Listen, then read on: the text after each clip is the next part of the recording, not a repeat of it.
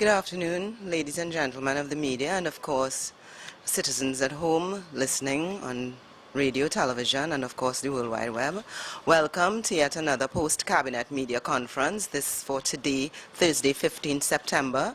Today we have two ministers who will be facing the media on behalf of the cabinet. We would have the Minister of Agriculture, Land and Fisheries, the Honourable Clarence Rambharat, and also Attorney General, the Honourable Faris Rawi.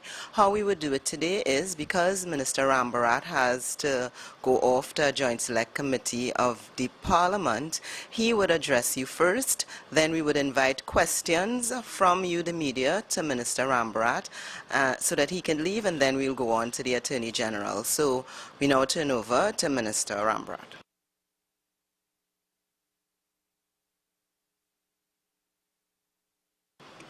Thank you very much. Today, Cabinet considered a note submitted by the Ministry of Agriculture, Land and Fisheries, a note dealing with the management arrangements for the upcoming hunting season. You may recall last year, on October 1st, the moratorium, the 2-year moratorium on hunting having expired, the government allowed the hunting season to open. And there was a lot of controversy back then.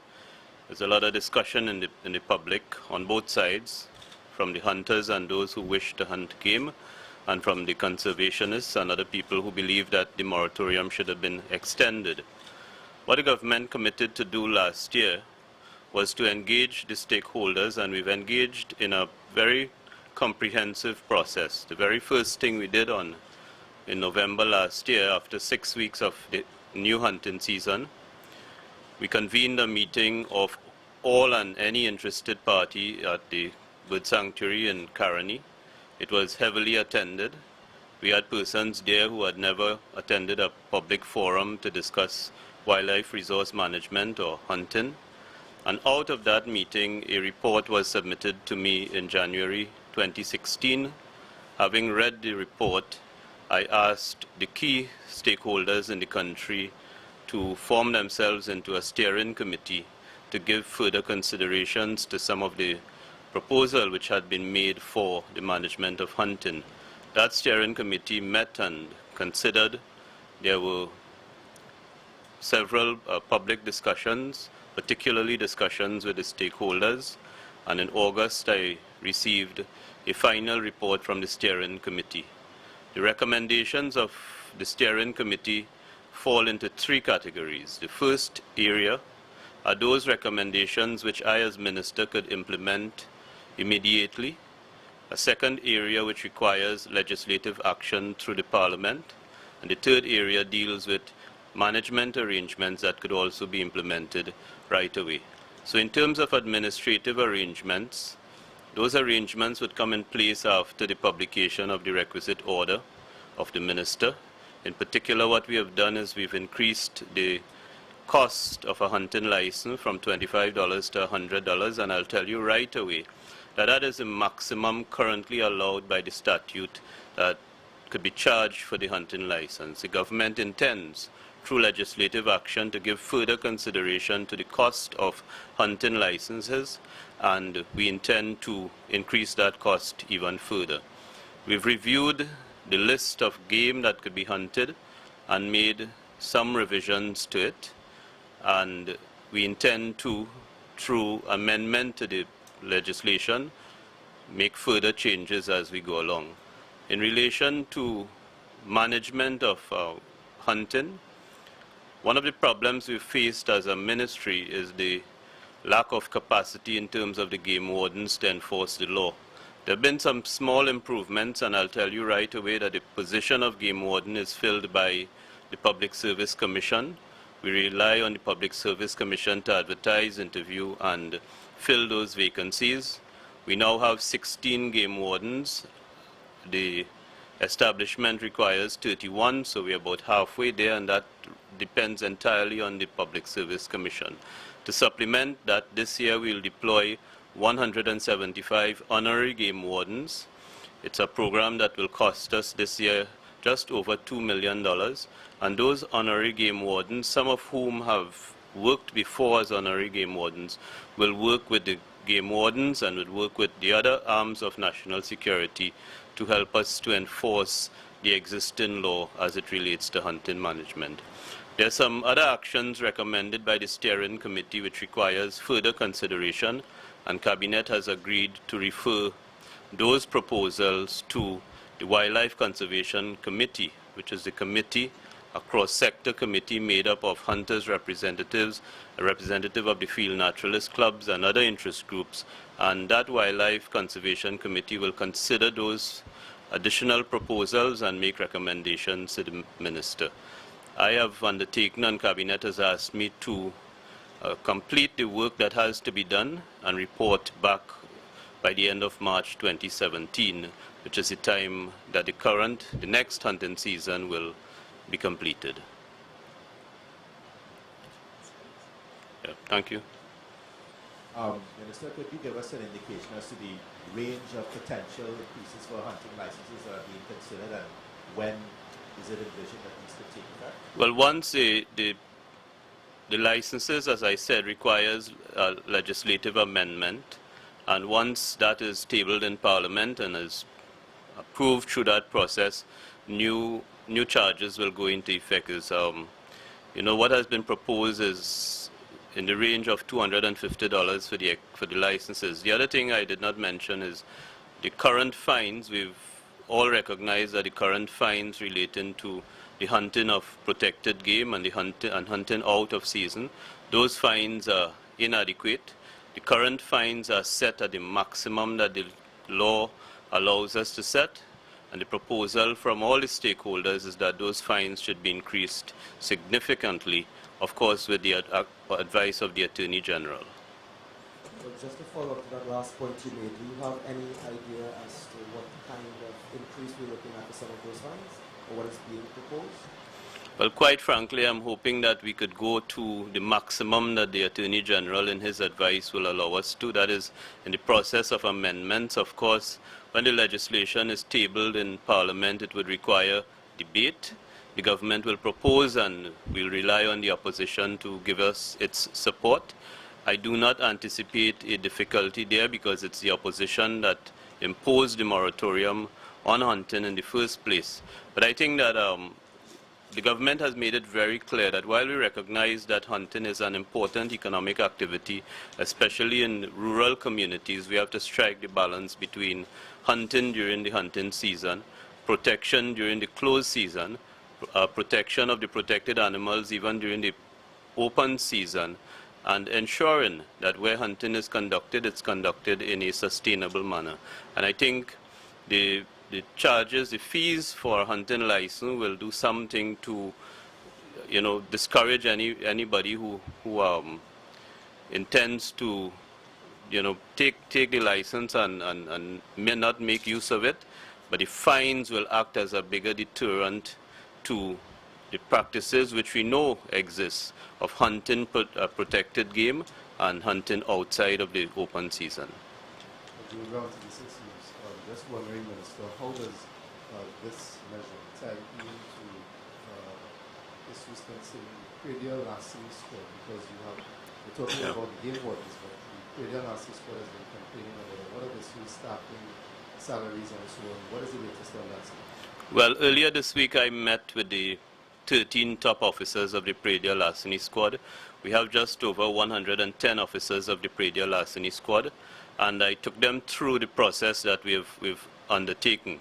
Last year I announced that the government had asked the Ministry of National Security to conduct a comprehensive review of the Predial Larceny Squad with a view to advising us on the appropriate structure, the manpower requirements, and the resource requirements. That assignment was handed to OLEP, the Office of Law Enforcement Policy. 3 weeks ago, I received the final report of OLEP. I met with OLEP shortly thereafter. It was a comprehensive and well-written report, and I met with the senior officers in the Predial Larceny Squad to share the contents of that report. What we have done arising out of the exercise, several things have been done this year already. As you know, the Predial Larceny Squad operated essentially on one half of Trinidad. So The squad was based in St. Joseph. There was a unit at Vemcott in the Beetham. There was one in Carlson Field, and there was one in Craignish. And from Matlat right down to Moruga was unrepresented by the Pradial Larceny Squad. What we've done is we've moved the headquarters of the Pradial Larceny Squad closer to the east in St. Helena. We've refurbished a substantial building there to create a head office for the squad. We've also taken the decision to move out of Vemcott in the Beetham and bring the office of the northern office closer to the area where it can reach, where the officers can reach Chagaramas and reach up to the north coast to Blanchisseuse, and that office is being established. We've also made the decision to establish a district office in Sangre Grande, where the officers will have easier access to the areas between Sangre Grande and Plomita, and we'll establish a district office going up to Matlat. And finally, 2 further offices which will be established in Ecclesville in the Rio Claro area, which will give coverage to that area between Rio Claro and Plomita, and that area up to Guayaguayari in Mayaro, and we'll establish an office in southwest Trinidad. So one of the key things we have to do is to ensure that the squad is appropriately positioned. Secondly, manned, and the current manpower arrangements would be suitable, properly resourced, that the vehicles and the communication system are in place, and all of this to be guided by the Office of Law Enforcement Policy. And one of the things I'll point out is that the OLEP gave the Pradial Larceny Squad a very good report in terms of its ability to respond to calls, its ability to apprehend, and the conviction rates coming out of the squad. One of the areas identified, however, was the severe problem of sick leave within the Pradial Larceny Squad, and that's one of the main reasons I called the senior officers, and I said to them, as leaders in the squad, they have to ensure that the officers in the squad are properly motivated, managed, and they have a responsibility to ensure that people who are required to be on the job are on the job. Let me just say something else, because the focus has been on the Pradial Larceny Squad, and another thing that I've been saying in the public about law enforcement in the ministry itself.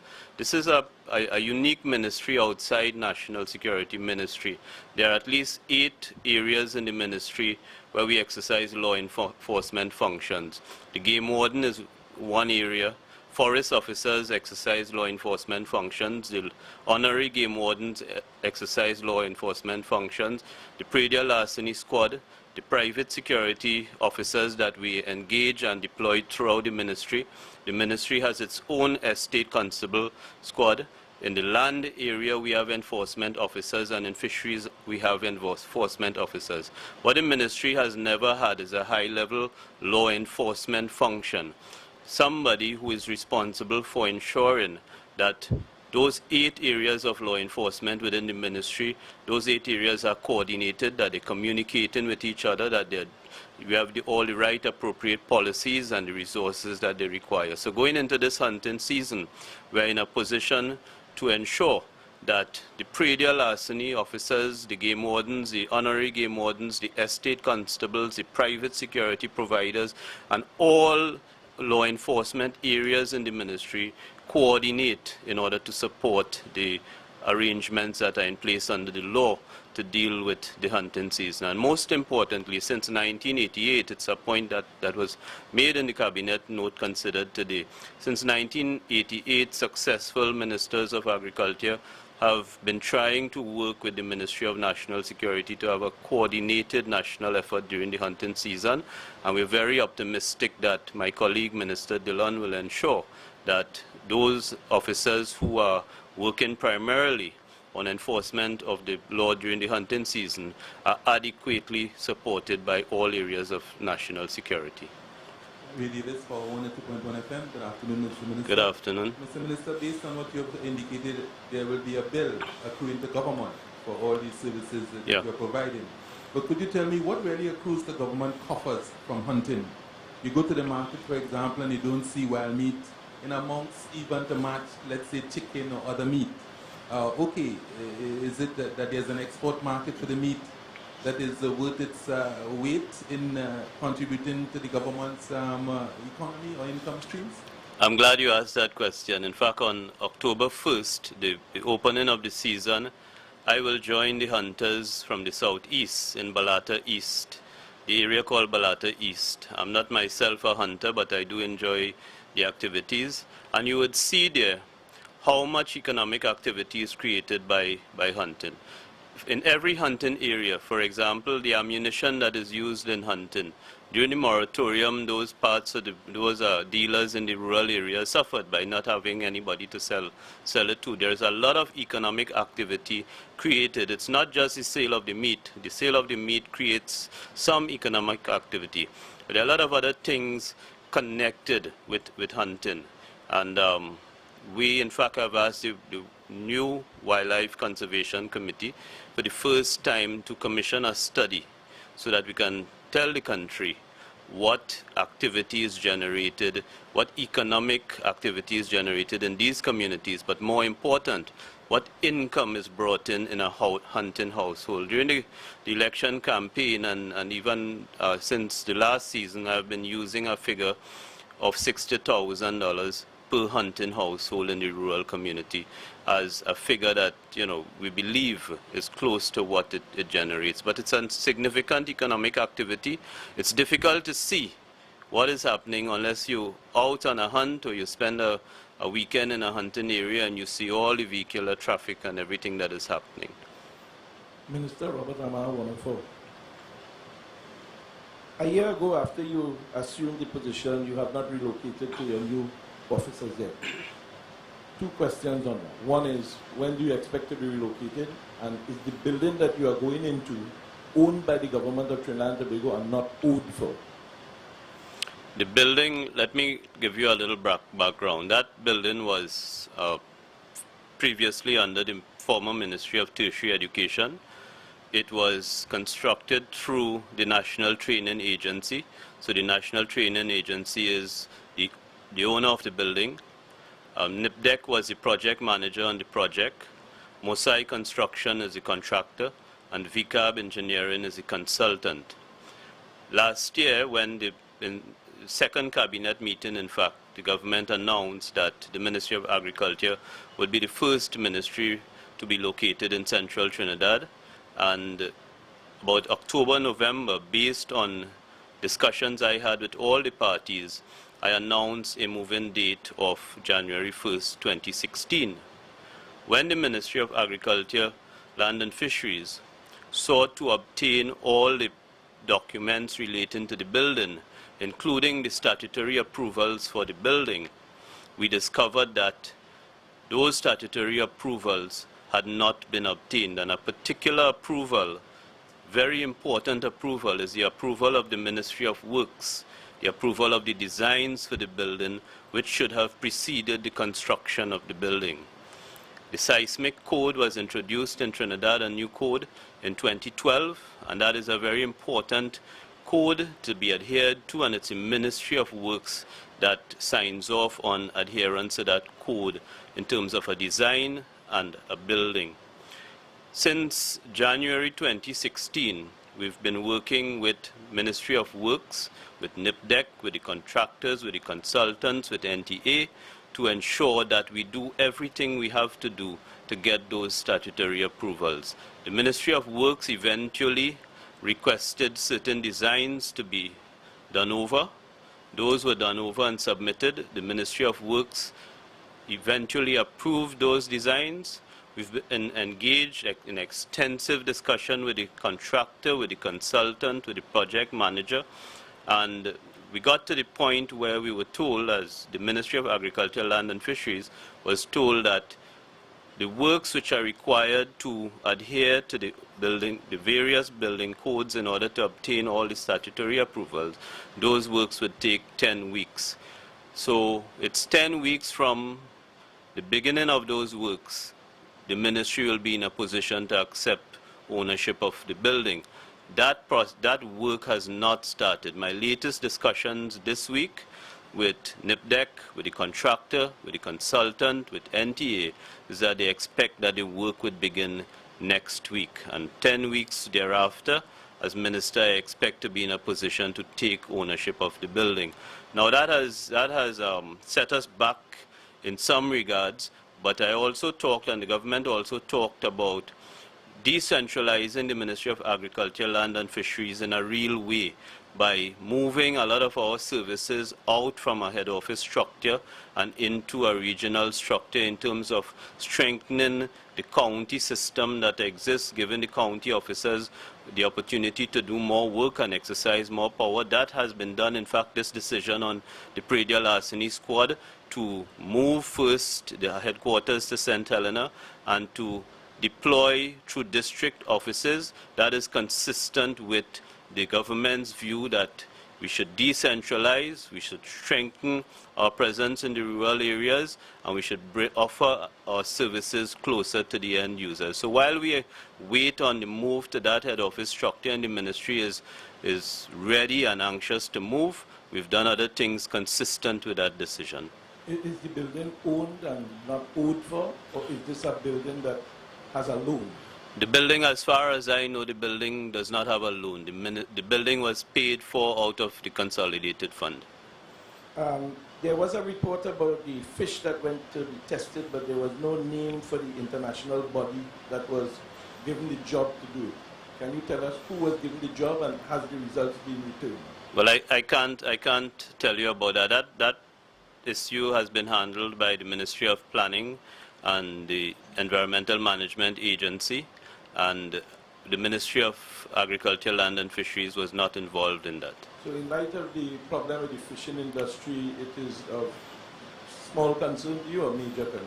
No, well, of course it concerns me, but what has been happening in terms of the quality of the Gulf of Paria and what has been happening, that is a matter for the Environmental Management Agency, the IMA. They are the independent agencies that deal with the environment. Of course, as Minister of Agriculture, Land and Fisheries, and the Fisheries Division in the ministry, and the ministry responsible for the fishermen and fisherfolk in the country, we have been concerned. Because of that, the cabinet was moved to provide some relief to those persons who had urgent and immediate expenses. We've gone out through a registration process to ask persons who believe that they should receive some form of financial assistance to present themselves for it. In the first round, we got 412 applications, and the ministry is currently making payments to those persons who have qualified. We've been working closely with the Fishing Association in Labre and the Fishing Association in Otahiti, and we have a second registration exercise coming up to deal with persons brought forward by those two fishing associations. So we have done what we can do while we await the final determination from the independent bodies charged with that responsibility. With the tightening of the foreign exchange, would we hear from you in the budget some positive decisions with regards to the deepening and the development of the agricultural industry in order to enhance savings in foreign exchange for importation of food? Well, the government has taken a very clear position on the importation and the food import bill that a lot of people like to talk about, and we've said the approach to dealing with the food import bill is based on two things. One, an understanding that as a country with limits on certain resources, we are going to import food items. There are certain categories where we are not going to be self-sufficient, and there are those categories where we should not be importing. We should be able to produce items that can, be placed side by side with the imports, things like cassava, tomatoes, lettuce, and all those things that are imported. We should not be importing. So our approach to it is to identify those areas in which we can compete with the imports, those areas where we can be self-sufficient, and provide the appropriate incentives and the support to the farmers to get there. Of course, the most important issue for farmers around the country has been the long outstanding issue of land tenure. It dates back to 1962, when government first created a system, a policy, to distribute state land. And I've said over and over that that system has collapsed a long time ago. It is near impossible to distribute a parcel of land to a new farmer. And it's been a long time since we've renewed state land leases for agriculture in the country. So that has been a major factor we've dealt with in the last year in office. And in maybe 2 weeks' time, a note will be brought to Cabinet to address all the issues, and that note would contain recommendations going forward. But I've talked about a backlog. The backlog across the various categories of land: agricultural lands, institutional, commercial, residential lands. We have residential lands in places like St. Augustine, for example. Those leases have been expired 20, 25 years now and have not been renewed. And that note will address dealing with what I think every minister responsible for land before me has tried to address. But the system has gotten to a point where if we don't fix it and if we don't find a way to grant those renewals, our farmers in particular will continue to be demotivated and disinterested in doing more in agriculture. Minister Peter Christopher from CNNG. Just going back to the oil spill issue earlier this week, there was another oil spill or gas spill in Labrador. Has your ministry received a report concerning that incident, and what is the ministry? Well, the ministry, as we would usually do, we have been part of the team that responded. And again, I want to say that our role is very limited. In the case of an oil spill or any presence of hydrocarbon, it's the Environmental Management Agency and Petrotrin that has primary responsibility for that. The ministry, when we go out, it is for the purpose of identifying those boat owners. They're all registered with the ministry, the fisher folk who are affected, and providing the data and documentation for Petrotrin and whatever agency requires that data in order to deal with the particular issue. We provide that sort of technical support, administrative support, but once you have the presence of hydrocarbon, as in a Coffee Beach and a Carrot Shed area, that is a matter essentially for the EMA and Petrotrin. As I talked about hunting, I just want to talk about two other areas that have been addressed by the Cabinet very recently. From time to time, we have seen and we've heard complaints from people in relation to the management of the forest resources in the country. Every year, or generally every year, licenses are awarded to sawmillers to cut and remove teak and pine resources which belong to the state. And whenever that happens, you know, there's a lot of discussion around the country about the removal of those assets, the sustainability of the removal process and replanting and those other things. Now, we've done several things in relation to forestry. The first thing is that there's been a long reforestation program since 2003. A reforestation program was launched. It was supposed to be completed in 3 years. It was supposed to lead to the cultivation of just over 30,000 acres of land. And we commissioned a review of that program, and Cabinet considered the report of that program a couple of months ago. And what we found is that after 13 years, that program has not met its target or was nowhere close to the target. At best, there have been 9,000 or just over 9,000 acres cultivated during the 13 years of the program. Based on that, the Cabinet decided that that program will be brought directly under the Forestry Division. It will be managed by the conservator and by forest officers, and certain changes will be made to ensure that those contractors who are deployed around the country to do this reforestation exercise are supervised and managed and are held accountable for what has to be done. That program costs the taxpayers of the country $110 million a year. The government also introduced a new program, a regeneration program, recognizing in those areas where we have commercial teak and pine and hardwood, where we've been extracting, we've not been replanting, and that new regeneration program, supported by 2 nurseries, one to be established in the Ecclesville area and one to be established at Saunders Trace in Moruga. That program will focus on replanting commercial forest resources, teak, pine, and hardwood. And then we've looked at this issue of the annual harvesting of teak and pine, and in particular, the export of teak from this country. And in relation to the sale of teak and pine, we've reviewed the current policy. There are proposals that have come from the Forestry Division. Those proposals have been widely discussed with the stakeholders. I, in fact, chaired a session in July, which was attended by almost every sawmiller in the country, and I discussed with them the way forward in terms of ensuring that when we do, in fact, grant these annual licenses, they are granted in the context of the available resources, in the context of proper management of the resources, and they're granted in a way that we do not have problems in the management of those licenses. So sometime in October, the government will advertise, once Cabinet approves the policy changes, the government will advertise expressions of interest from sawmillers, and the new program, the new license program, will be more intensely managed by the Forestry Division.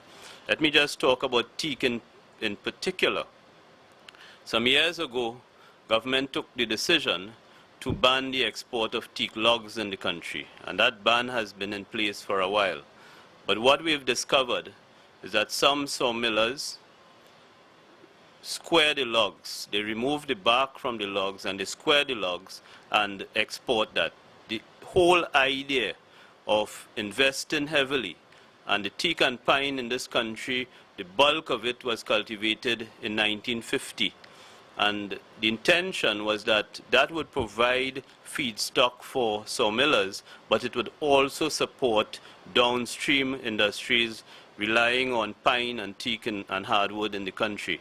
And what has happened is that, given the opportunity, the loophole in the law, which allows for the squaring of the logs and allows for the chopping up of the logs and the export of the material, the government has also, and I've discussed it with the stakeholders, the sawmillers, not all of them are happy, but we've taken a very clear decision to ban the export of teak in any form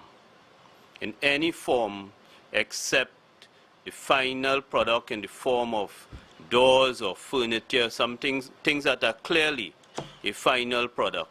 But anything that suggests that the teak is being exported for final finishing will be banned. And what that means is that we would have those persons who get licenses to harvest teak and pine. We'd get those persons who are only interested in export. We'll be able to get them out of the system. And the system will engage those sawmillers who are looking for feedstock for their sawmills to provide material for furniture manufacturers and other downstream users. And that would be making sensible, sustainable use of the resources in the country. Minister, I wanted to ask, what happened to the granting of leases to large acreage of land to companies like SIS, and have been raised by the government early in its term, and also even at the Joint Select Committee, Dano Sutu talked about the corruption in the granting of tenancy and leases in agricultural land, and cited officers of the state being key people involved in this. So I wanted to find out what had happened and what is the procedure that the government has available to if large acreage granted like 75 acres to a company and it is not being used for agricultural production. Well, very early after I was appointed on September 11th, I announced that we were going to conduct a comprehensive audit on state lands, and that exercise continues. But as we've gone along, we've identified several questionable areas in the handling of state lands, and one of the areas that has been used is this grant of a license to occupy land. In cases like SIS and some of the other ones that I publicly identified in the Senate, the licenses were used. We've made it clear to the holders of those licenses that the state does not recognize those licenses. The state would not, the licenses contemplate that after 3 years a lease would be granted, and we've made it clear to the persons holding those licenses that the government does not intend to grant a lease out of that process. There are several transactions that have been referred, transactions where we identify questionable licenses, questionable leases. Those have been referred to the Attorney General, the Office of the Attorney General, and there have been instances where we have identified officers of the state lands area for investigation, and those have passed through the Office of the Attorney General where it is supposed to go. And we've been very clear as a government, and in particular, given my background in Caroni, given my background in dealing with state lands, I've taken personal responsibility for ensuring that the system of distribution of state lands is a very robust system. It's fallen down over the years. In the last 5 years, it's been abused in every category, and we've spent the past year identifying, bringing in the appropriately qualified people, and as I said earlier, I intend to go to Cabinet in 2 weeks with a comprehensive note that addresses the way forward in relation to state land. But as a minister, and I think as a government, we are very clear that given the value of the land we're talking about, land wherever in Trinidad attracts a lot of value, and we have a responsibility to ensure that we treat in a very transparent way with state lands. Even in the area of Caroni, where through the Caroni VSEP process, we have just over 8,000 former Caroni employees who are entitled to receive a residential lot free of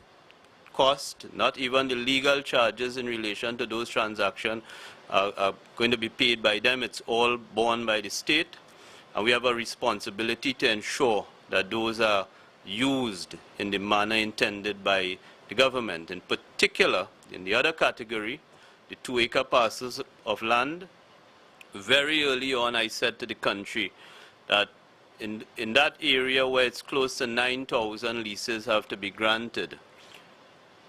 Even when I assumed office in September 2015, 1,000 of those leases had already been transferred because the system allows for those leases to be freely transferred.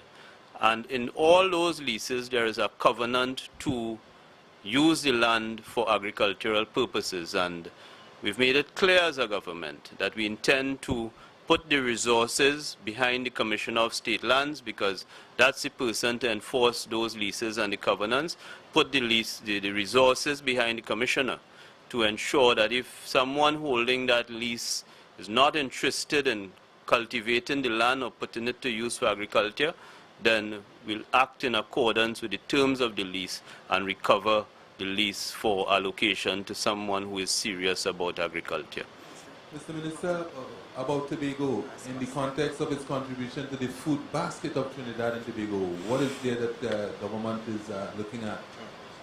Well, the government is putting in place the appropriate incentives to encourage people to cultivate. We have made, we have given access to the Agricultural Development Bank for loans. We've given access to NAMDEVCO for marketing opportunities, in particular export marketing opportunities. But having said that, we recognize that a number of these agencies and the incentives and the other things that have been in place historically, all of them have not been performing. So they've all been reviewed. In planning for the next fiscal year, we've put in place some priorities that we believe will encourage food production.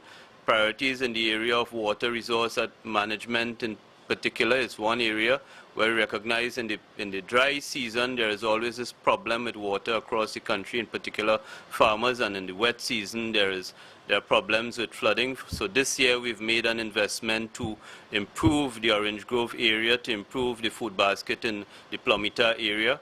And next fiscal year, There'll be even further incentives in relation to water resource management. Next year, there'll be further investments in research and training in the extension services that we offer. And once we focus on what the farmers are asking us to do for them, I believe that we would have the sort of response in terms of production that we require. Thank you very much. Thank you very much, Honourable Minister. And we'll now take it to our Attorney General, the Honourable Faris to address you. Good afternoon, members of the media and Trinidad and Tobago. It's very productive that the Minister of Agriculture, Land and Fisheries addressed us today. Certainly, your enthusiasm in the questions demonstrates how important a need this is. Permit me to shift gears for a moment on an issue which has arisen in the public domain and which I have not had an opportunity to address, in particular as I was abroad on government business, attending to the CFATIF conference and other business, as well as matters in Jamaica concerning forensics. The issue that I propose to deal with today is the report of the Commission of Inquiry into the Las Alturas matter.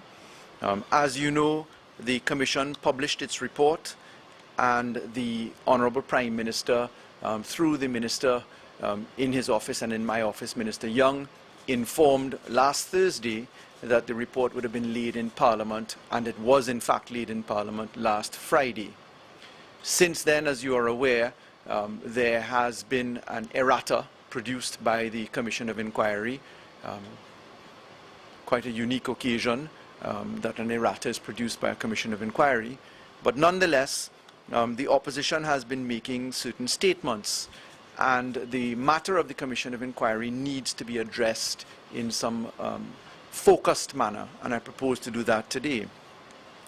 You will know that the Commission of Inquiry was called by the then Prime Minister, Kamla Persad-Bissessar, with much fanfare in 2014. In fact, two people were singled out by the then Prime Minister. That was the then leader of the opposition, Dr. Keith Rawi, supposedly as the Minister for Housing, responsible for what she termed to be a catastrophe. And also, I was singled out by Mrs. Persad-Bissessar as someone who had served on the board of directors in the period 2006 to very early in the part of the year in 2009. She indicated that the Commission of Inquiry was to be formed with urgency, then in 2014, and she proposed that criminal sanctions be investigated as being an appropriate remedy to be applied, and civil liability, and in particular, liability against us both. It was no secret then that the Commission of Inquiry was then appointed, terms of reference were issued, and the Mr. Justice Ibrahim-led commission, in fact, went to work. The Commission's report has been in the public domain now, laid on the Parliament table for just close to 1 week. And the opposition, in particular, Dr. Munilal, has had quite a lot to say on the matter. In fact, he has been making calls for dismissal of persons, for people to step down, etc. I want to put into the public domain today two aspects of information. The first will deal with what actually happened in relation to the Las Alturas project in the timeline 2009 come forward to today's date. And secondly, I propose to deal with the report itself produced by the Commission of Inquiry. As you know, the Las Alturas inquiry dealt with the failure of two buildings, buildings H and I. All letters A to H were actually built. In other words then, UDICOT had constructed buildings on the site. The HDC was mandated by Cabinet to take over the project, and the contractor was China Jiangsu, to put it into its shortest reference point. The full name of the contractor is China Jiangsu International Corporation, Trinidad and Tobago Limited. The report produced by the Commission of Inquiry specifically recognizes that China Jiangsu was contracted by both UDCOT and HTC to undertake what is referred to as a turnkey contract. As you know, a turnkey contract is a design and build contract where the contractor is invited to do the designs for the project on the site that is given to that contractor. After the designs are undertaken by the contractor then performs the building works, etc., and then the project is handed back over to the entity. Page 21 of the Commission of Inquiry's report, paragraph 1.27, notes that buildings H and I began in December 2008. In 2009, towards the latter part, H and I suffered structural distress in the form of cracking, settlement, and movement of earth. That's the language of the report itself. I wish to put on record that I, in fact, did serve as a member of the board of the HDC, and I did so in the period November 21st, 2006 to March 13th, 2009.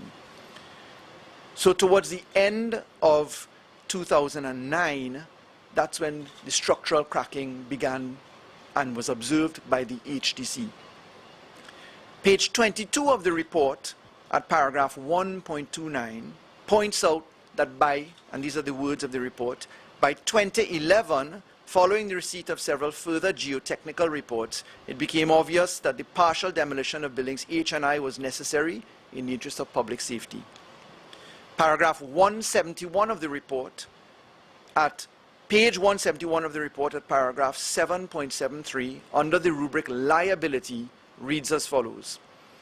It says, China Jiangsu had undertaken to design and build buildings H and I in such a way that they will be fit for human habitation. They are not fit and are earmarked for demolition.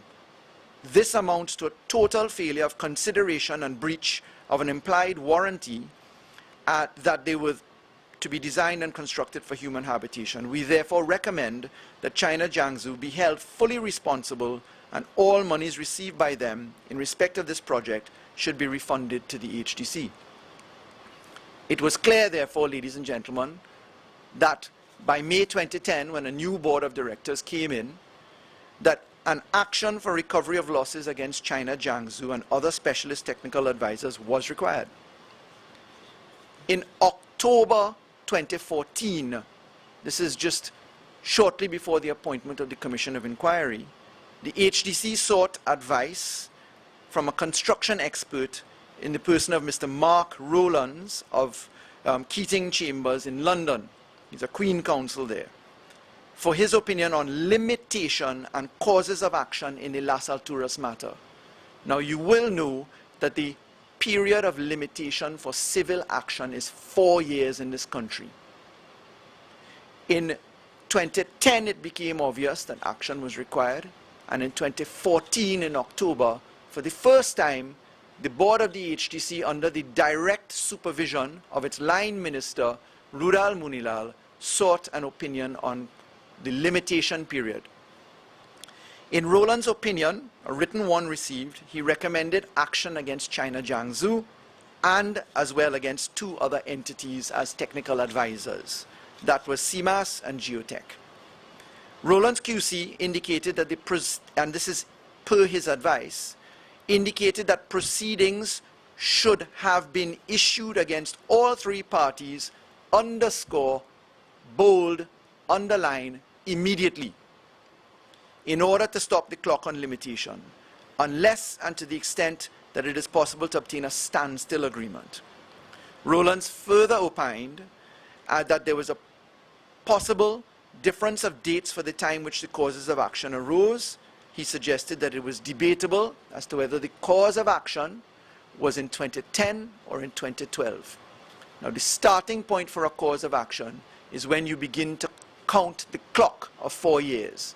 So in 2014, if it was 2010, at the end of that period, you would be statute barred, and you cannot knock on the door of the contractor and others for recovery. Or if it was in 2012, in 2016, you would be statute barred, and you would not be able to knock on the door for recovery.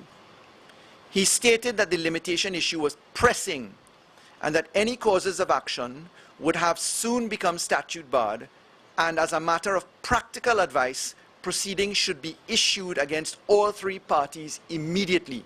That was in his written opinion. I appreciate that this is the first time that you are being told this as a nation, notwithstanding the fact that Dr. Munilal and Mrs. Prasad Bisesa and previous attorneys general had this information available to them and could have put it in the public domain and certainly before the Commission of Inquiry.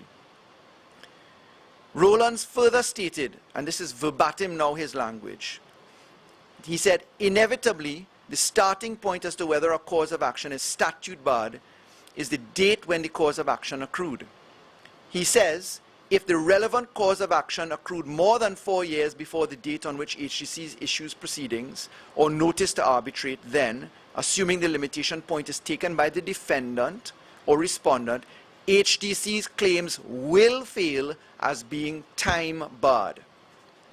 Based upon the advice received, HDC issued instructions to Rowlands to prepare documents on the 26th of September 2014 to initiate legal action.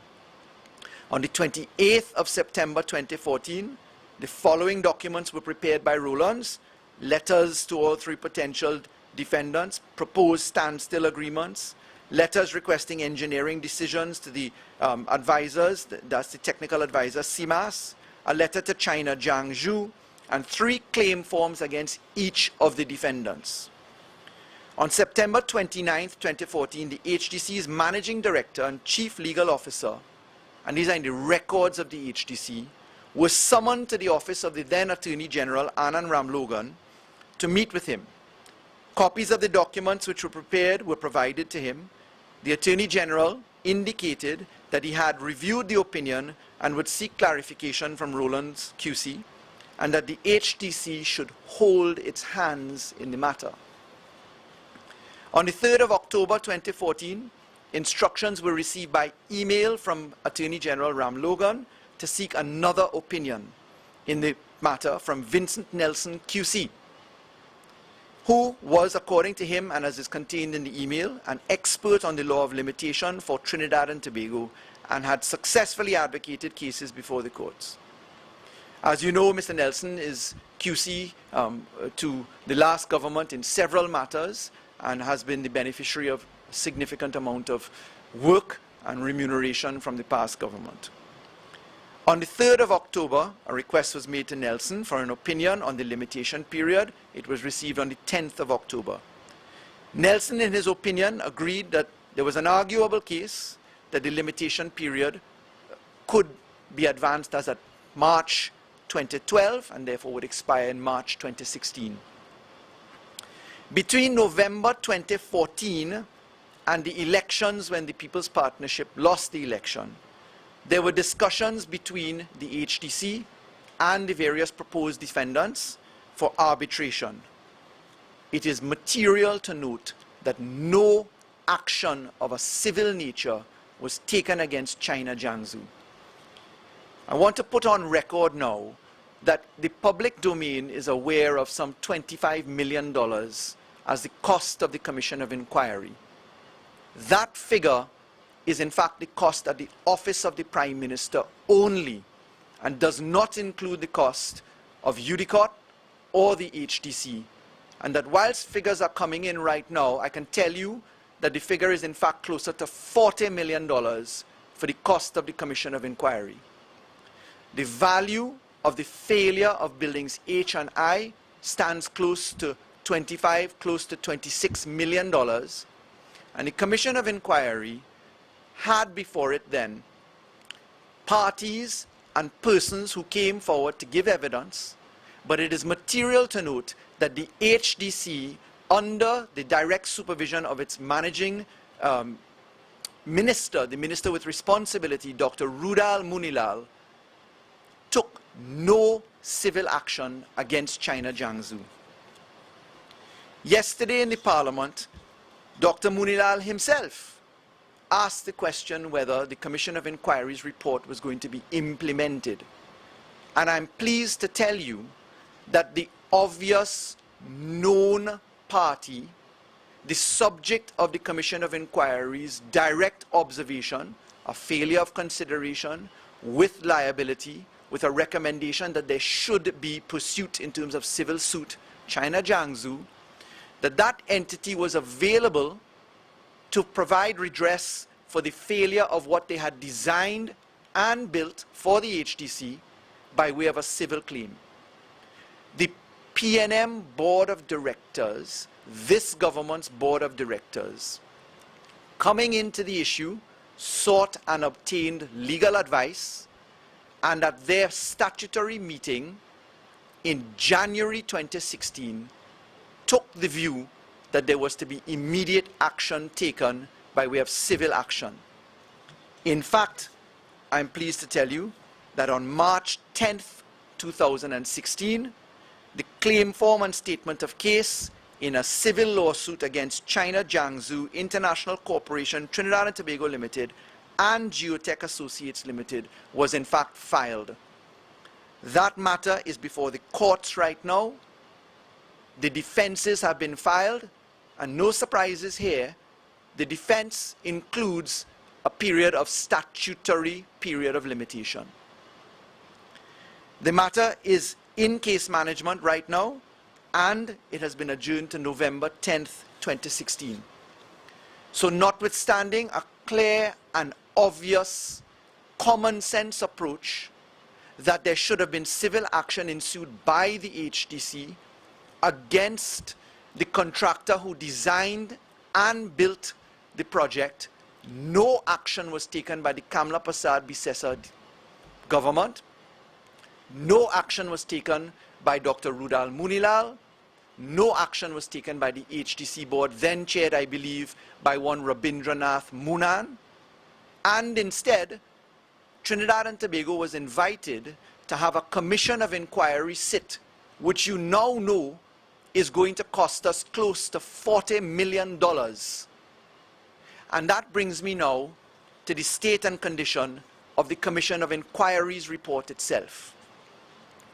In essence, the Commission of Inquiry has made, by way of findings, a recommendation that there be civil pursuit against China Jiangsu, against Noel Garcia, against the Board of Directors of UDICOT and the Board of Directors of the HTC. The report, however, does not state who amongst the members of the boards of directors or management of the respective entities, that is HTC and UDICOT, are to be pursued. The report does not speak to what they are to be pursued for and in respect of which period. The report does not treat or deal with the statutory period of limitation, which is 4 years, I remind you. The report does not speak to the fact that the decision of the board of the HDC and the decision of the board of the UDICOT allegedly occurred somewhere, if one is to guess, because the report does not state, as it relates to UDICOT in the period 2002, in the case of the HDC, 2006, which is some 16 and 10 years ago. Bearing in mind the fact that the report is a report of a commission of inquiry, I am pleased to say that an opinion was solicited from Mr. Fayed Hussain SC with junior counsel Mr. Rishi Das, and they have given an initial opinion in relation to the contents of the Commission of Inquiry's report. That advice received in writing is dated the 14th of September, just recent advice, and although it is attorney-client privileged, I propose to distribute copies of that advice to you today and therefore lift the attorney-client privilege, because it is material to note what senior counsel has to say in relation to this report.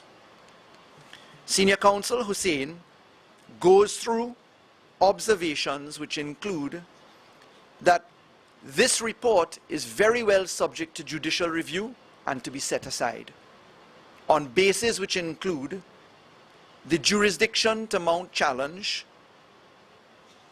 also including a failure of natural justice, including the position of the report being ultra vires or beyond its scope, the report being biased, the report being irrational and or unreasonable. And I wish to explain a few of these matters to you. It is trite law that if an observation is to be made which is an adverse observation of any person by a commission of inquiry, that the rules of natural justice must be observed. This position has been set out as part of the law and applied in Trinidad and Tobago, following upon what is known as the Salmon Report. That was a 1966 report, which has been accepted in our jurisdiction, accepted by our courts, which says if a commission of inquiry is going to say that someone has found themselves in difficulty, has an allegation to face, has a criticism to be made of them or against them, that the allegation must be put to the persons. They must have an opportunity to be heard, to present evidence, to contest evidence, to cross-examine witnesses attending before the inquiry.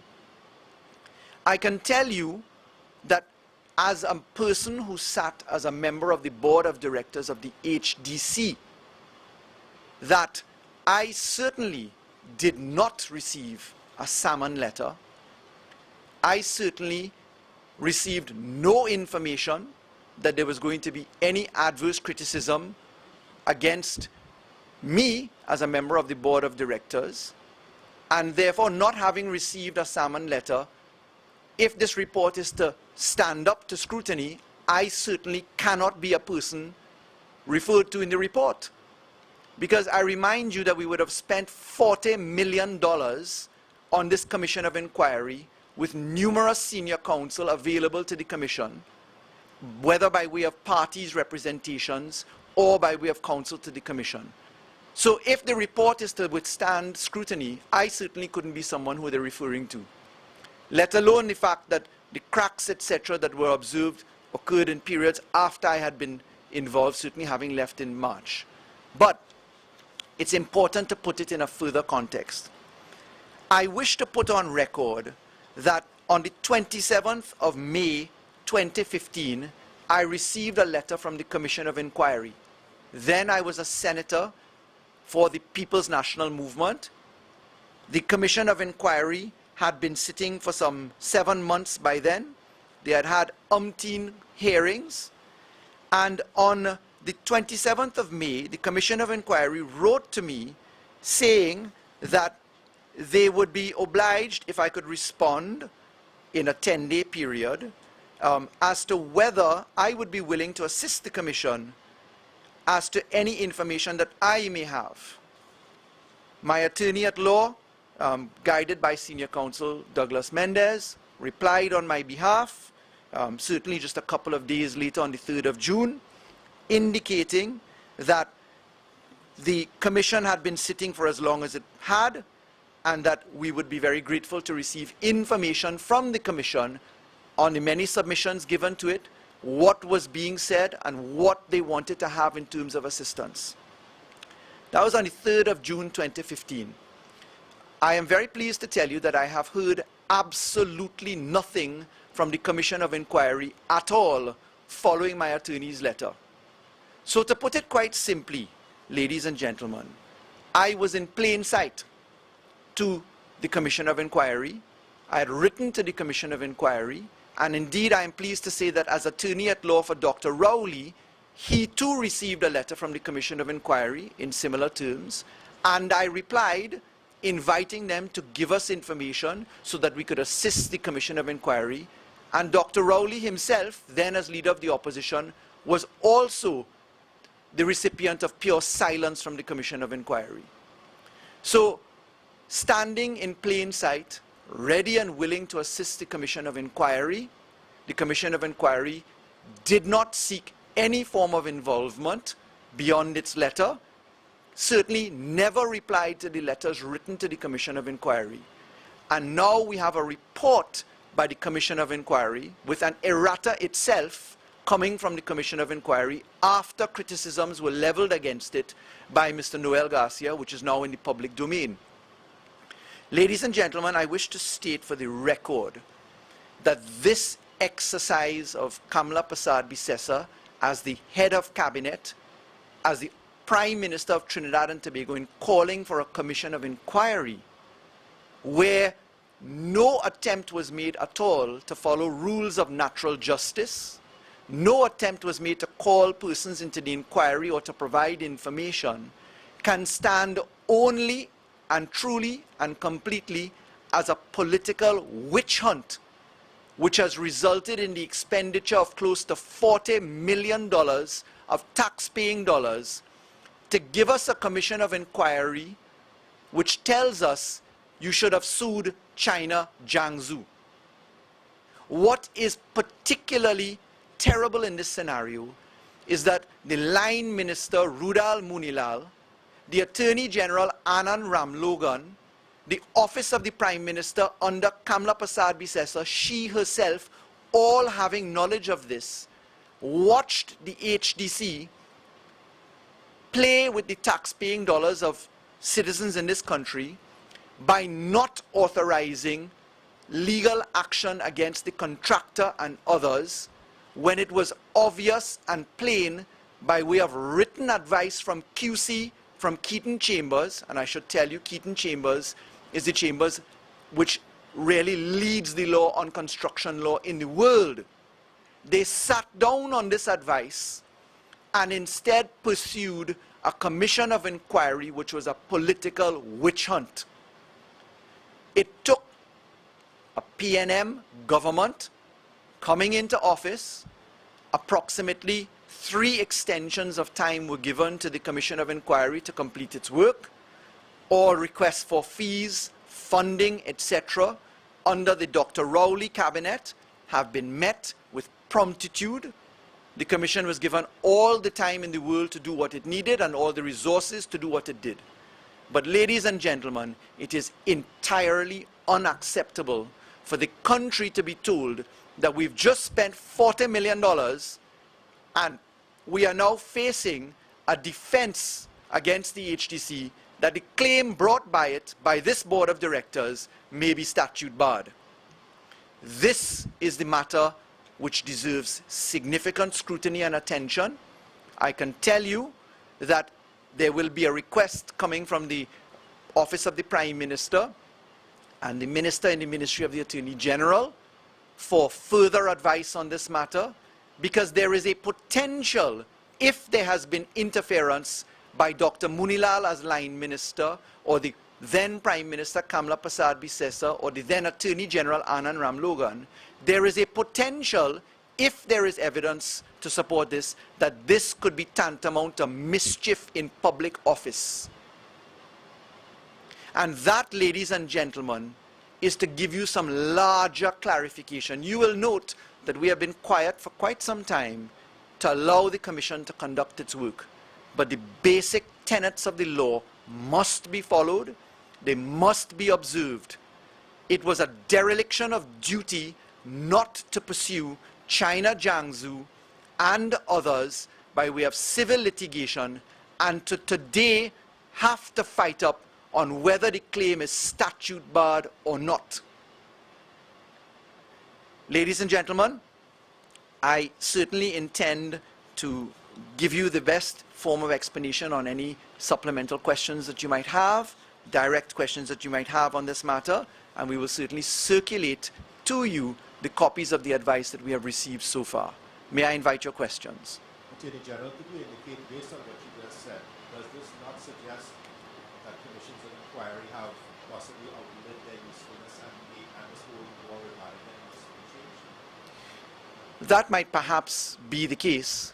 The fact is that this is just nothing short of a shameful situation. One cannot explain to the taxpayers of this country why we spent $40 million and did not pursue the claim, as recognized in the report itself, against the contractor on a design-build contract. What's worse, as the opinion of Mr. Hussein SC will demonstrate, is that the Commission of Inquiry appears to have leaped to conclusions of fact, which in any ordinary court of law cannot be upheld.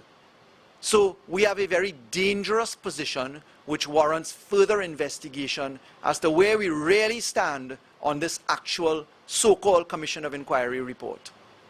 Just a point of clarification, when the government would have filed the application in the courts for civil action against CGIC, would it not have been aware at that time that the statute of limitation may have expired? Well, what's very important is that the statute of limitation was arguably between 2010 or 2012 as a starting point, which would arguably take us to it already having been statute barred or potentially statute barred by March. What the advice from Keating's Chambers said was, don't play reckless with it. Sue immediately. Don't risk a claim that it's statute barred. Proceed forthwith. So now we're in the zone of having to argue the position as to whether it's statute barred or not.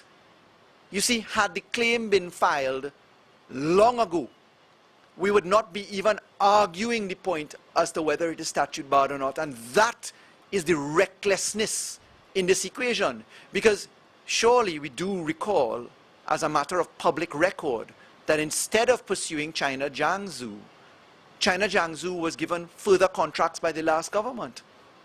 So it really lies to be explained by Rudal Munilal in particular, a man who has quite a lot to say all the time, by Kamla Prasad Bisesa, and by Anand Ramlogan, and by Rabindra Munan, as to why they are now allowing the taxpayers of this country to have to argue whether they're out of time or not.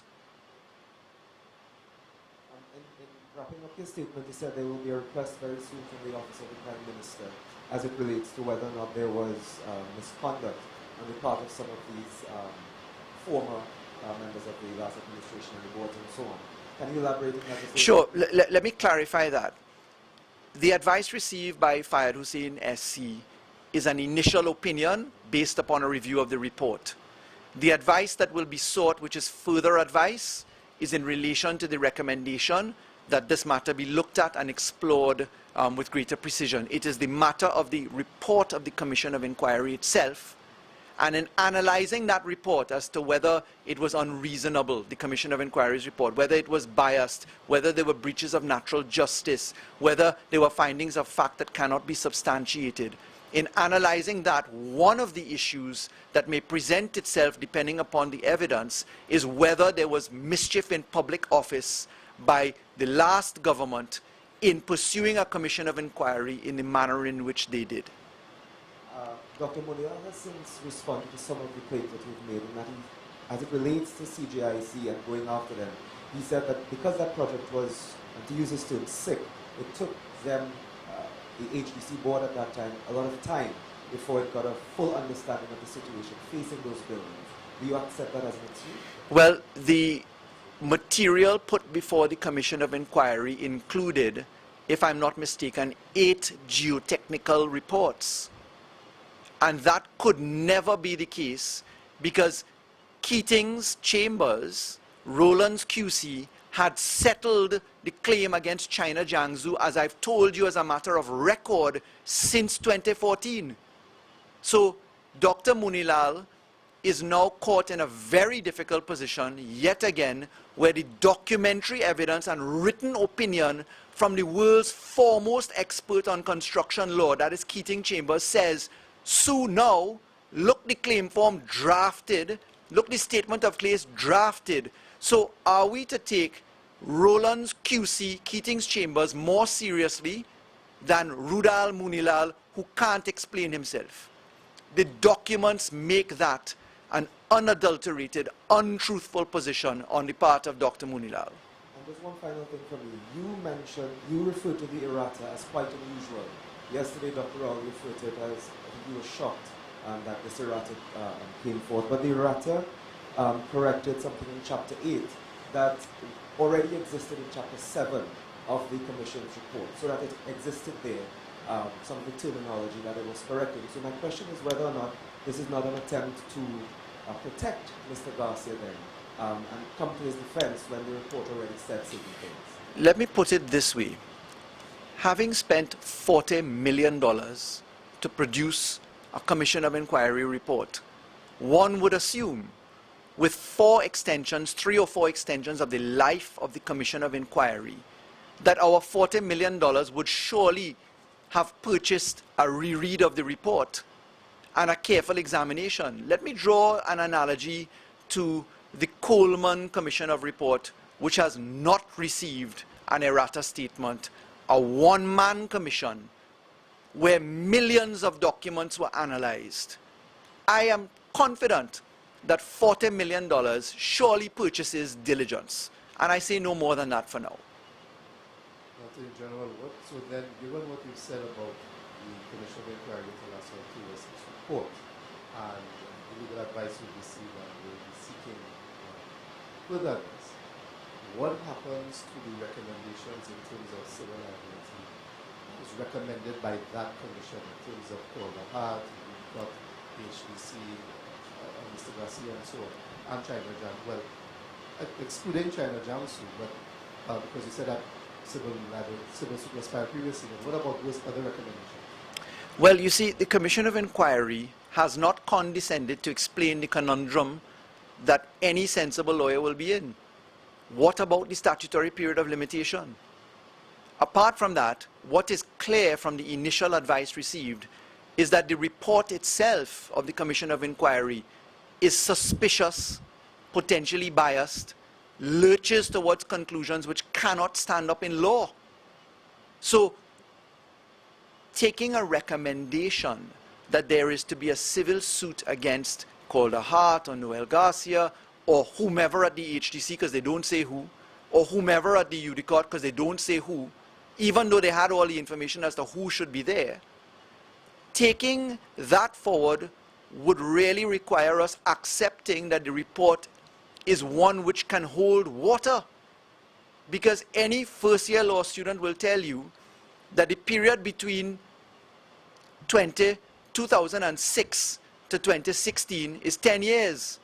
And the statutory period of limitation in this country is 4 years. And even though the statutory period of limitation can, in certain circumstances, be waived or lifted or managed in a different way, as you saw in the e-tech matter or as has come in under consideration, you have to have exceptional circumstances to explain why you're inviting a court to do that. The problem is going to be, how will the court accept an argument that even though we knew since 2014 and had written advice from one of the best law firms in the world that we should have taken action, that we only now in 2016 seeking to relieve that?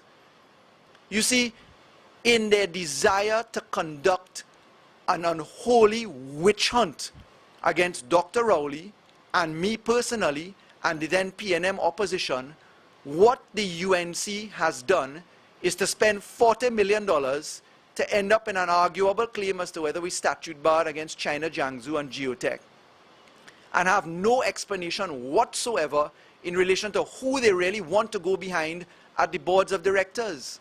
I mean, not even a salmon letter was sent, and I'm using my own case as a personal example because here it is, I've shown you that the Commission of Inquiry received written correspondence from me telling them, give me material, I'll lend you a hand, I will come before you essentially. My lawyers are saying, let us see what you have. And then there's silence there. So it surely can't be that they were referring to me, because I surely would have received a salmon letter, because that is a basic trite principle of the law. Just, my colleagues will continue this point, but just to switch gears for 1 minute here, the issue of the bill for the sharing of taxpayer information, U.S. citizens in this country, to U.S. taxpaying authorities, the debate was suspended in June. The opposition is now raising questions as to why this was done last evening, why it is that the government made no mention of the Joint Subcommittee agreed to. They are questioning whether the GSC will in fact be in operation. And what about the issue of the extension being sought by this government from the U.S. for the September 30th deadline? Any update on that? Sure. Let me put the debate into a very crisp summary. The legislation proposing a repeal and replacement of our tax information laws, our exchange of laws, came up in Parliament last week.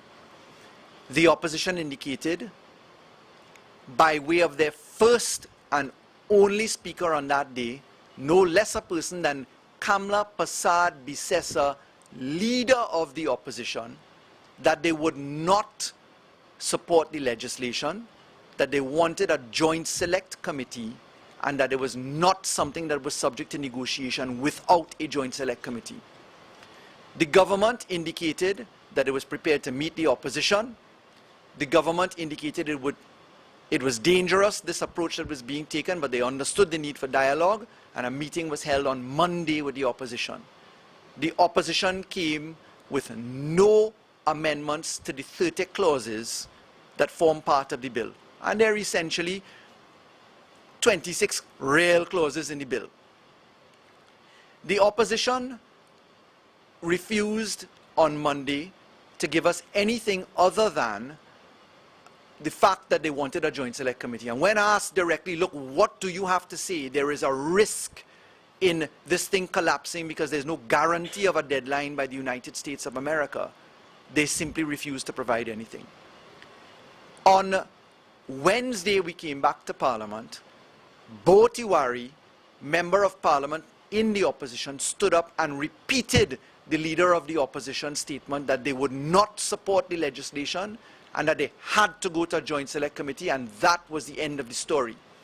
As you know, I replied, and then the debate was cut at the extension of time for my speaking time. You will note something that is very important. The leader of the opposition did not lift the whip.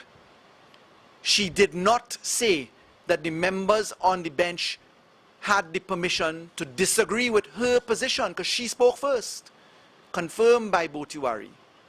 And therefore, the opposition's position on special majority legislation, where their votes are required to carry the law, was very simple. They will not support, there must be a joint select committee. In those circumstances, the debate ended, because until Mrs. Persad Bissessar had said that she lifted the whip and that members were free to disagree with her, the leader of the opposition spoke. And as you know, our parliament system operates under a whip. And unless the whip is lifted, you cannot disagree with your leader. And the leader had spoken already. So ladies and gentlemen, what was there to discuss? So that's putting that to bed. It was a gallery, and it was smoke and mirrors to suggest that the debate could continue because the leader of the opposition had not lifted the whip. There was a demand for a joint select committee. We put Trinidad and Tobago on notice yesterday that it was critical to know that the United States of America has not given us an extension of time, that we have requested one.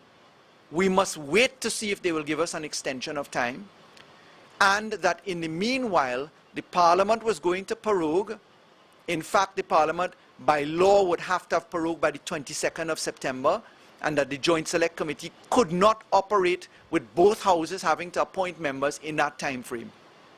We therefore face risk that there may be no agreement by the US. We are making our very best efforts to procure an extension of time. Certainly, going to the Parliament was a critical step. And I wish to explain to you, ladies and gentlemen, the opposition has said that the government could have come earlier with this legislation because the intergovernmental agreement between the United States and Trinidad and Tobago is one which they substantially agreed with. I wish to point out that the bill that came before Parliament yesterday was not for the US factor alone. There are 12 other factor arrangements that have to be put into place coming out of what is referred to as the Global Forum, where the European Union, members of individual states there, Asia-Pacific countries, etc., will come to us and say, we want a factor as well for our countries. And what we produced in terms of legislation had to go through a process of work. So it was not only the US factor to be brought. It's not as simple as that. And the government went about its work in conjunction with discussions with the United States Department of Treasury, their IRS, our central bank, our Board of Inland Revenue, our Ministry of Finance, and the Attorney General's office.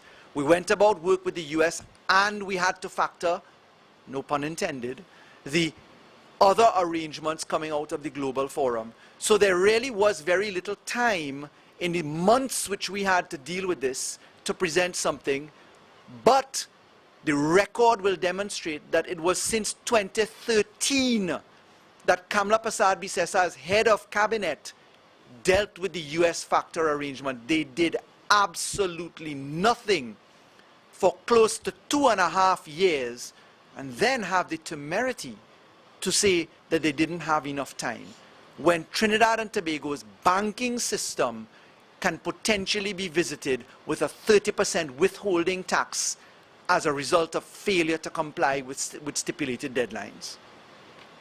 Attorney General, the records will also show that the former Minister of Finance had presented a letter to the media advising that we were factor compliant.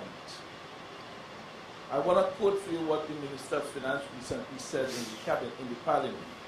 One of the first things I had to do when I was appointed Minister of Finance, and I took up office around 12 or 13 September last year, was to write a letter to the Global Forum seeking a 1-year extension to a deadline that had been given to Trinidad and Tobago to be compliant with the Global Forum. Two separate issues, but, as you say, interrelated. Am I hearing you tell us that it takes a year from the time he took office to prepare the necessary legislation document to be put into the Parliament for debate? Yes, and let me explain. Let me clarify what you've said by a bit of information and then answer your question squarely. Factor compliance has several degrees of compliance. Minister Hawaii initialed the intergovernmental agreement but did not execute or sign. The requirement to be factor compliant says if you initial, you're viewed to be substantially compliant. Substantially doesn't mean completely. And then when you execute the agreement, you are deemed to be compliant with having accepted the IGA, the intergovernmental arrangement. That was, by the UNC's cabinet notes in May and October, supposed to have been done in 2013. It was not done. What would have taken the time? You asked the question, would it take an entire year? The answer is yes, and I'll explain why. The intergovernmental arrangements and factor compliance from the Global Forum countries had to be included in the US factor equation, but what we had to do as well was to take the intergovernmental agreement which Minister Imbert signed, advance that with the United States of America, inform the Department of Treasury in the United States of America of the other concerns with the other IGAs, get an agreed position, and then advance the point. And I want to remind you, this is not a unilateral exercise. Trinidad and Tobago can't just roll up and say, we've brought this.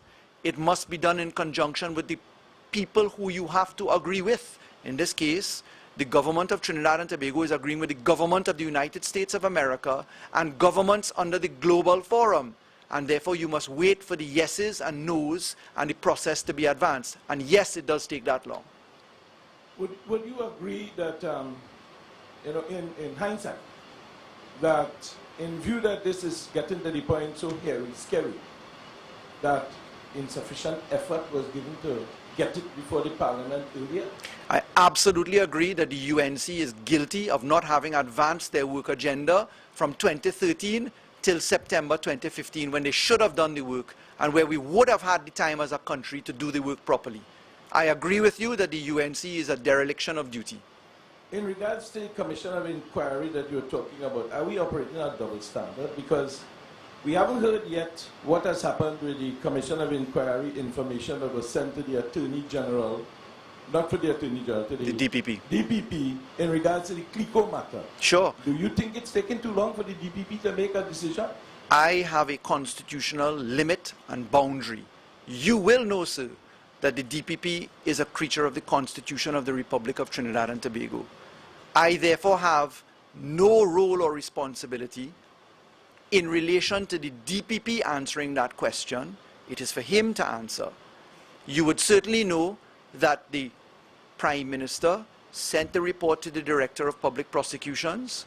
You will know that the sole responsibility that the Attorney General's office has had in relation to another matter which the DPP is managing, and that is a criminal investigation into certain aspects of the CL Financial Group, that our sole responsibility has been to pay tens of millions of dollars to the experts that have been hired, including Deloitte and Touche and attorneys at law, for his work there. So I cannot see that there could be any form of double standard in comparing the DPP and the exercise into the CL financial issue and the Coleman Commission of Inquiry and the travesty that the UNC put into effect in Trinidad and Tobago in the Las Alturas Commission of Inquiry. I just have two quick ones. Did anybody occupy the Las Alturas houses? Was there anybody resident in it before it broke?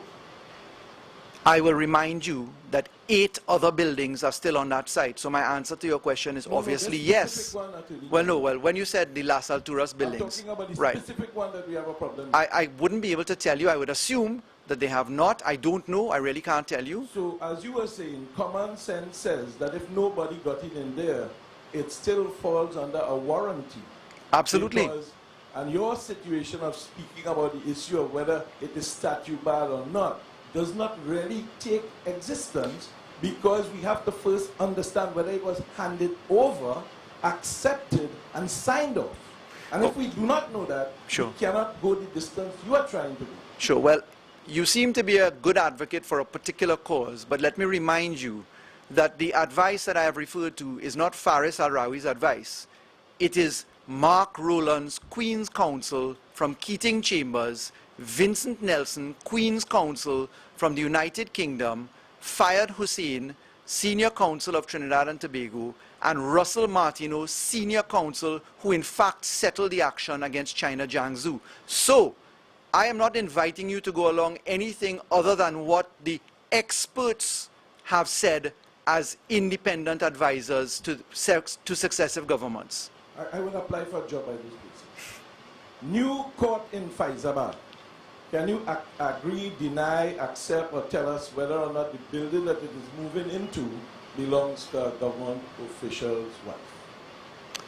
I am aware that the Children's and Family Division Court, which is to be located in Faizabad, was decided upon as a building by the judiciary of Trinidad and Tobago somewhere in or around 2014, long before this government came into office.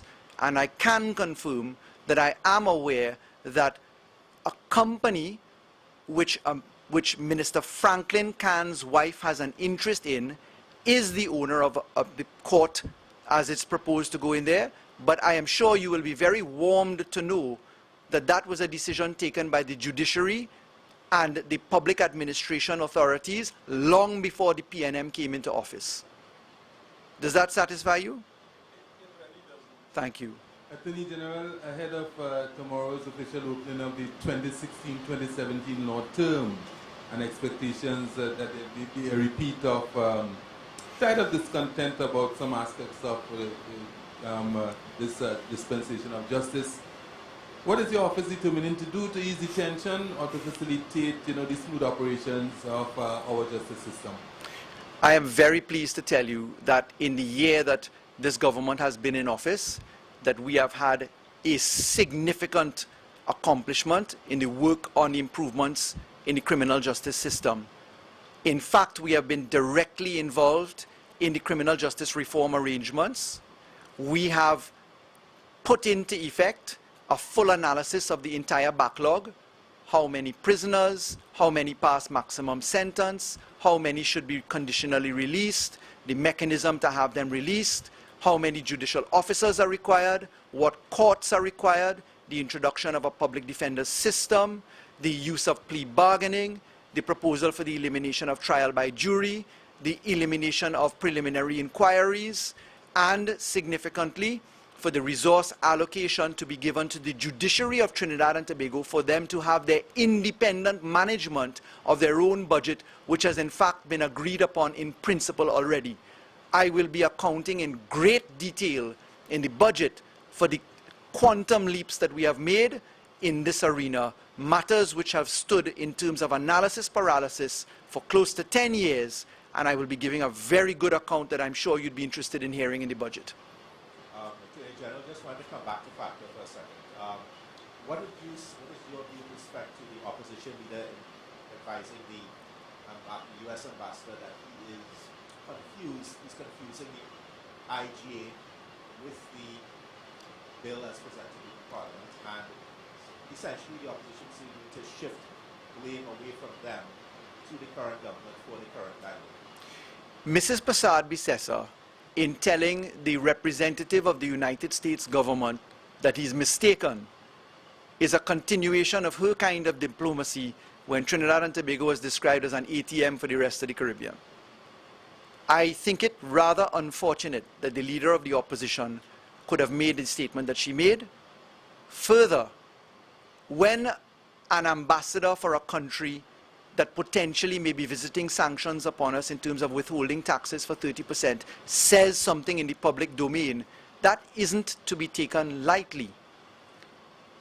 That is a very serious observation, but her statements are an extension of what Dr. Tiwari had to say yesterday, because Dr. Tiwari in the Parliament took chapter and verse to show us how Canada and other countries are fighting down the United States of America in what they call inequities in the intergovernmental arrangements between their countries.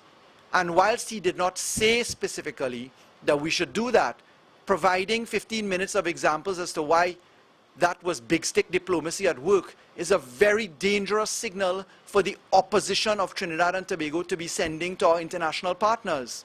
But ladies and gentlemen, utterances such as the type given by Mrs. Prasad-Bissessar don't surprise me.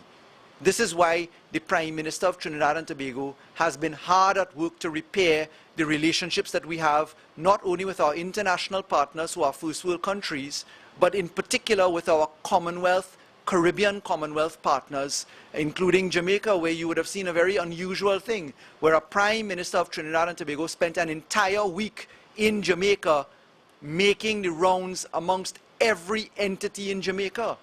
So I want to show you that as a leader of CARICOM, the Prime Minister of this country has taken a very different approach to that which Mrs. Prasad-Bissessar proposes we should follow. We've had the OFF Commission of Inquiry, the Coleman Commission of Inquiry, the Simmons Commission of Inquiry. There were no errata, we haven't had all of this, no controversy and so on. So, two questions. What does it say about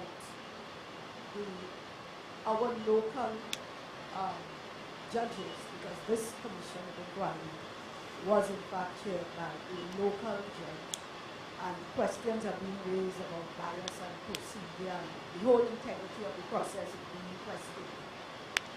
And to what degree is the mischief of this inquiry a reflection of the chairman himself? Because, as I said, we have had other inquiries, including those under the last administration, which didn't have all this. Let me be very careful to make no reflection whatsoever on the chairman of this Commission of Inquiry, and let me explain why I say that in the manner in which I do now. Bias as a feature of the law may be apparent or perceived. It may come about as a result of a failure to observe natural justice, but you must remember that the Commission of Inquiry was assisted by counsel. Some of the counsel involved in the inquiry have very close relationships with the UNC as well, and they may therefore find that their own direction may have caused an appearance of bias. The conclusions, one way or the other, in terms of the chairman of the Commission of Inquiry, I leave to the public to make when they have all of the information. Certainly I have brought new information to your attention for the first time in Trinidad and Tobago, even though this issue of the failure of buildings H and I in Las Alturas occurred since 2010. You are now getting the revelation of information which was obviously sequestered by the last government. So I leave that to the observations of others. What I am pleased to tell you is that, having mentioned successive commissions of inquiry as you just have, there is in many of them a common theme of procurement. And we as a government, you would have heard the Prime Minister speak to the implementation of the procurement legislation. I can tell you that that implementation is imminent. Not only the proclamation of the legislation, and I remind you that the procurement law requires that you have the head of the procurement, the regulator must be appointed by His Excellency the President of the Republic of Trinidad and Tobago, who may have consultations with the Leader of the Opposition and the Prime Minister, but it is His Excellency the President who does that. And the regulations to be promulgated come via the regulator. I'm very pleased to tell you that the draft regulations are in substantial form, but there is another very important limb to public procurement, and that is the establishment of procurement units in the state, in ministries, and in state enterprises. And that is being built out as we speak, so that Trinidad and Tobago will see under a PNM government very shortly the implementation of the public procurement laws, which we think will assist this country greatly in avoiding to have to use very expensive commissions of inquiry, as we have seen in several cases. May I thank you, ladies and gentlemen, for your questions and answers, and for the vigor in which you have presented them. It's always a joy to hope to clarify and answer your questions. Thank you so much.